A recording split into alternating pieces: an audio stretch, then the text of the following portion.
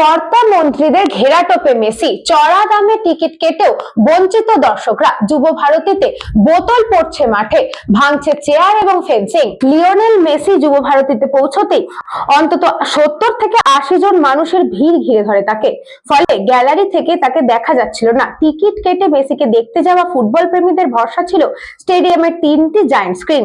দর্শকদের ক্ষোভ আছড়ে পড়লো মাঠে, বোতল পড়লো গ্যালারিতে, চেয়ার ভেঙে ভেঙে মাঠে ফেলা হলো, ফেন্সিং এর গেট ভেঙে শয়ে শয়ে দর্শক ঢুকে পড়েছেন মাঠে। পুলিশ লাঠিচার্জ করে তাদের ফেরানোর চেষ্টা করলেও তা সফল হয়নি। কার্যত রণে ভঙ্গই দিতে হয়েছে নিরাপত্তা রক্ষীদের। সব মিলিয়ে লন্ডভন্ড যুব ভারতী স্টেডিয়াম।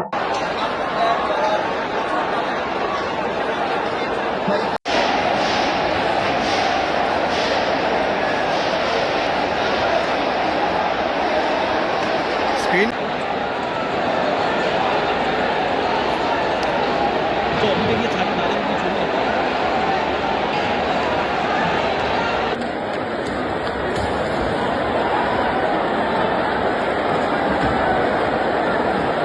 হয়ে গেল। বুঝতে পারছেন, সারা মাসের স্যালারি লোকে দিয়ে এখানে খেলা দেখতে এসছে মেসিকে দেখার জন্য, এই নেতামন্ত্রীকে দেখার জন্য না। বাচ্চা বাচ্চা ছেলেগুলো এসছে এই নেতামন্ত্রী দেখার জন্য না। এই নেতামন্ত্রী হচ্ছে 150 টাকার কোল্ড ড্রিঙ্কস, 200 টাকার কোল্ড ড্রিঙ্কস, অরূপ বিশ্বাস পালা করে উঠে যায়। পুলিশ মিলিটারি সবাই মেসিকে ঘিরে আছে। আমরা চুল পর্যন্ত দেখতে পাইনি, মেসি চুল পর্যন্ত দেখা যায়নি। একটা কোল্ড ড্রিঙ্কের গ্লাস 200 টাকায় বিক্রি হচ্ছে এখানে, 200 rupee. The disappointing part is এখানে টাকা দিয়ে এসেছে। আমরা এখানে 4-5 হাজার টাকা মেসিকে নিয়ে যুব ভারতী ক্রীড়াঙ্গনে যেটা হলো সেটা দুর্ভাগ্যজনক, লজ্জাজনক এবং অত্যন্ত কুরুচিকর। কিছু লোকের হ্যাংলামির জন্য এরকম একটা লজ্জাজনক পরিস্থিতি কলকাতার উপর হলো।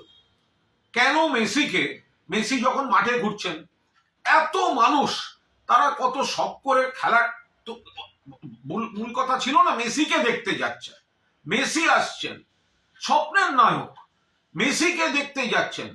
তো মাঠের মধ্যে যখন মেসি ঘুরছেন, তো বাকিরা মেসিকে একটু সামলে শুধু তার নিজস্ব দেহরক্ষী দিয়ে একটু ভিড় থেকে আগে মানুষের দিকে তাকিয়ে হাত নাড়তেন। তারা যারা এই এত দামি টিকিট কেটে দেখতে এসছেন তারা দু চোখ ভরে দেখতেন, তো সেটা করা গেল না। এত কিসের হ্যাংলামি? St. Augustine's Day School, Barakpur. Success for every child. Admission open 2026 to 2027. Contact number 900793 4555.